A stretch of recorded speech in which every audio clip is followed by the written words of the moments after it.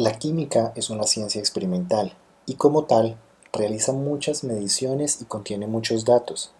Estos datos en realidad es una cantidad medida que suele escribirse como un número con una unidad apropiada. Las unidades son indispensables para expresar en forma correcta las mediciones. Entonces voy a poner un ejemplo. ¿Cuál es la edad de Egan Bernal? 23. Pero para que este dato sea completamente correcto yo tengo que asignar una unidad. En este caso son días, meses o años. Entonces para dar una respuesta adecuada yo tengo que decir 23 el número con las unidades correctas, es decir, 23 años. Ya que estos datos numéricos poseen valores que en ocasiones pueden ser en el orden de unidades, decenas o centenas, pero dependiendo de la medición pueden ser valores relativamente grandes o, por el contrario, valores relativamente pequeños. Entonces es ahí donde aparece el Sistema Internacional de Unidades, nosotros lo abreviamos con SI, el cual crea una serie de prefijos que denotan cantidad, que denotan un factor, ¿sí? Entonces, por ejemplo, nosotros ya estamos familiarizados con el prefijo kilo. Por eso sabemos que, por ejemplo, un kilogramo en realidad corresponde a 1000 gramos o un kilómetro corresponde a 1000 metros, ¿cierto?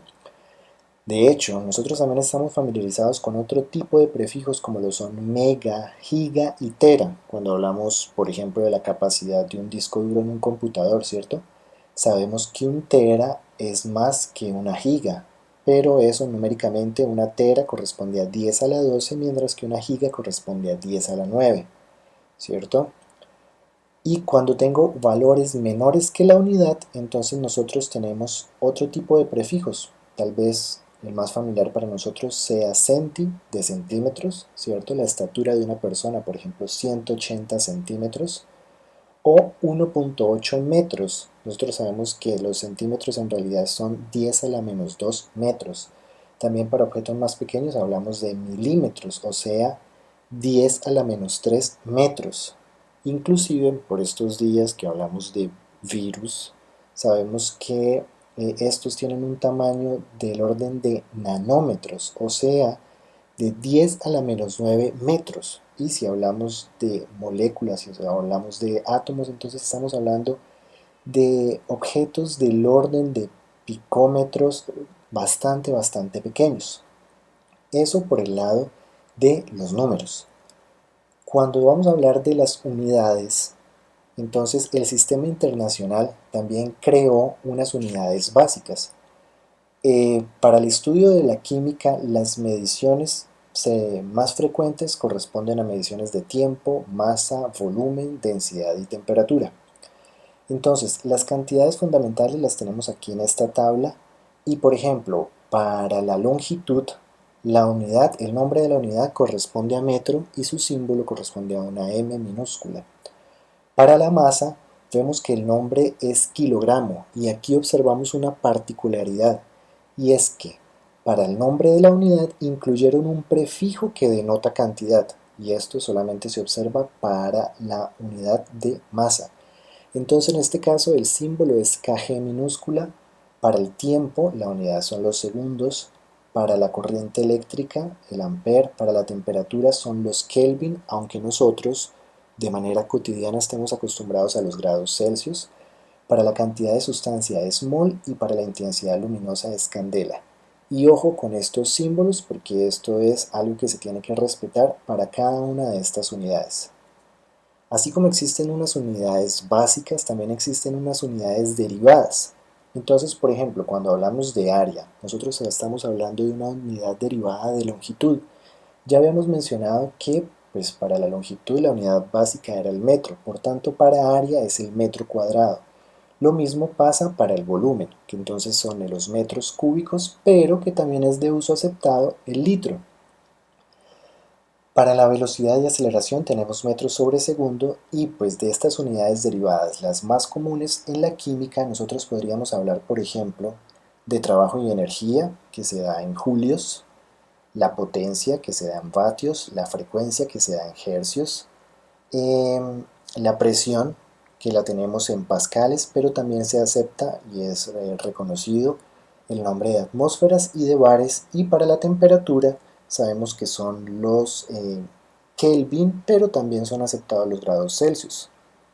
Para el tiempo, entonces corresponde al segundo, pero también son aceptados los minutos, horas y días.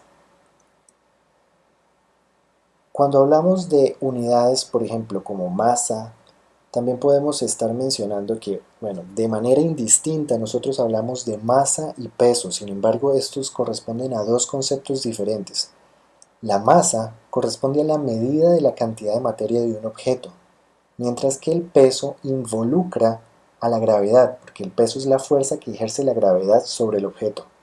Entonces aquí yo les planteo un interrogante. ¿Cuándo la masa y el peso de un mismo objeto son diferentes? Si la masa, de nuevo, es la cantidad de materia de un objeto, pero el peso está dependiente de la gravedad. Entonces, ¿en qué casos nosotros podríamos observar una diferencia entre la masa y el peso de un objeto?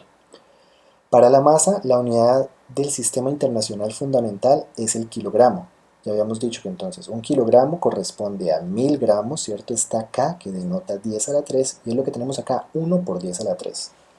Otras unidades de masa son la tonelada, el quintal, arroba, libra, onza, grano, quilate, entre otras.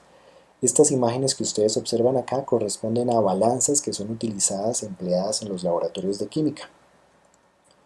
Cuando hablamos de volumen, la unidad del Sistema Internacional de longitud ya habíamos dicho que era el metro, y como el volumen es una unidad derivada, entonces la unidad para volumen es el metro cúbico. Sin embargo, en química se trabajan con unidades más pequeñas, entonces por eso encontramos centímetro cúbico o decímetro cúbico. Aquí yo tengo una serie de igualdades. Por ejemplo, un centímetro cúbico corresponde a 1 por 10 a la menos 6 metros cúbicos, y un decímetro cúbico corresponde a 1 por 10 a la menos 3 metros cúbicos. Otra unidad común de volumen es el litro, y este se define como el volumen que ocupa un decímetro cúbico.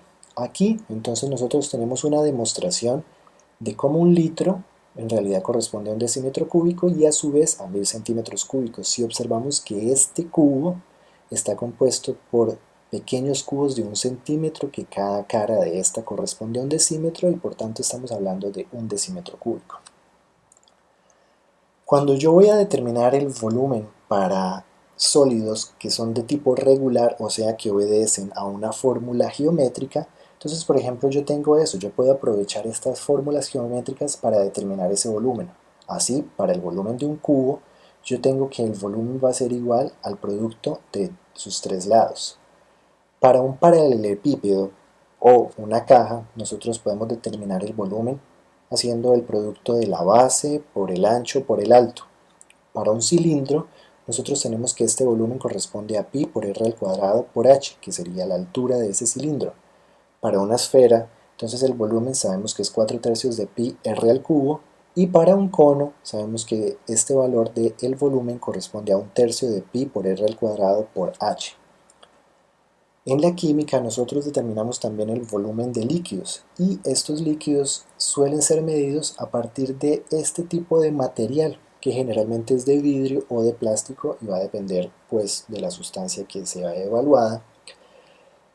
Y entonces nosotros para estos casos encontramos materiales volumétricos llamados por ejemplo como una probeta graduada, y este graduada hace referencia a que tiene grados, ¿cierto? Que son estas líneas que tengo acá: una jeringa, una bureta, ¿sí?, una pipeta y un matraz volumétrico.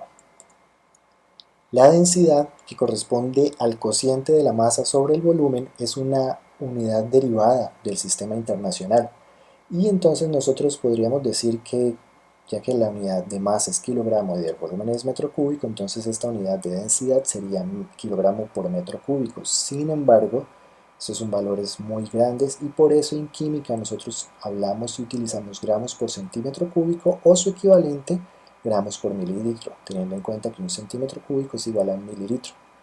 En esta tabla se muestran diferentes valores para las densidades de algunas sustancias a 25 grados Celsius. Entonces tenemos el aire, que tiene una densidad bastante baja, el agua que vemos que tiene un valor de 1.00, al hierro que ya tiene un valor de 7.9 y el oro que tiene un valor de 19.32. Entonces aquí yo tengo una pregunta para ustedes. ¿Por qué yo estoy nombrando la densidad a 25 grados Celsius? ¿Hay alguna dependencia de este valor respecto a la temperatura? Y la otra pregunta es, ¿qué observan ustedes aquí respecto a estos valores y a las sustancias que estamos mencionando?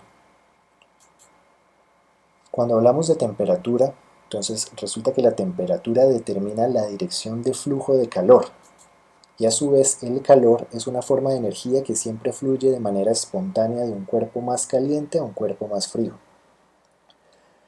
Pero cuando nosotros hablamos de temperatura, las escalas de temperatura que comúnmente se emplean eh, son la escala de Celsius, Kelvin y también existen los Fahrenheit. Sin embargo, la unidad del Sistema Internacional para la Temperatura son los Kelvin.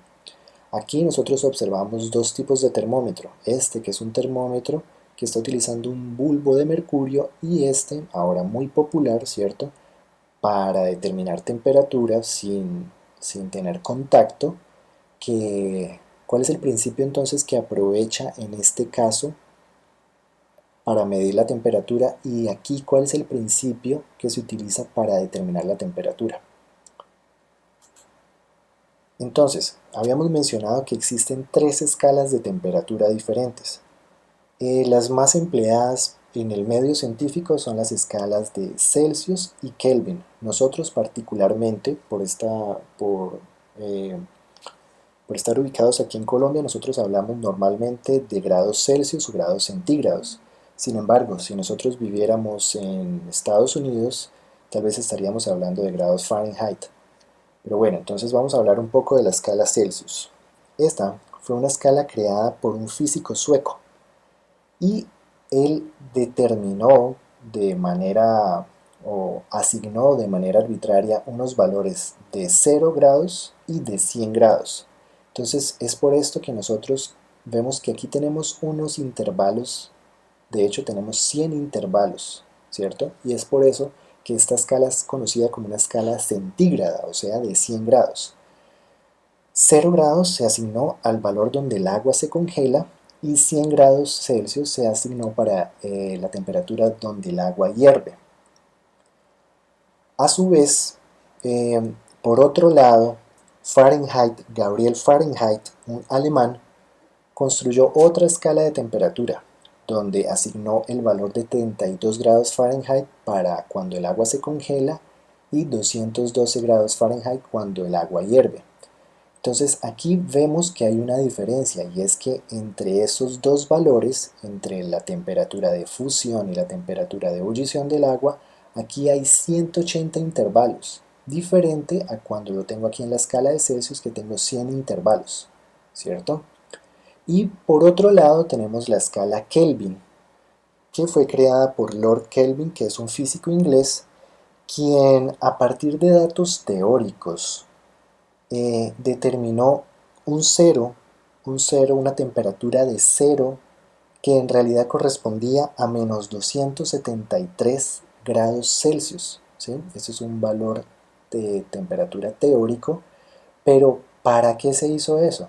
Teniendo en cuenta que 0 grados Celsius no es la temperatura más baja y que en realidad nosotros hemos escuchado hablar de menos 10 grados Celsius, menos 20 grados Celsius, pues para evitar esos valores negativos se creó una escala de temperatura donde no existan esos valores negativos y donde sí existe un cero absoluto, que de nuevo corresponde a menos 273 grados Celsius, es un valor muy bajo, y si nosotros observamos aquí, 273 corresponde a la temperatura en la cual el agua se congela, al mismo tiempo es la temperatura de fusión del agua, y 373 grados corresponden a la temperatura de la ebullición del agua. Vemos que entre esos dos valores hay 100 intervalos, quiere decir que la escala Kelvin junto con la escala Celsius son correspondientes. Un grado Kelvin corresponde a un grado Celsius. Igualdad que yo no tengo cuando hablo entre escala Celsius y Fahrenheit. Aquí nosotros estamos mostrando unas fórmulas matemáticas que me sirven para poder determinar las equivalencias entre, por ejemplo, una temperatura en grados Celsius a Kelvin, una temperatura entre grados Fahrenheit a grados Celsius y una temperatura entre grados Celsius a Fahrenheit.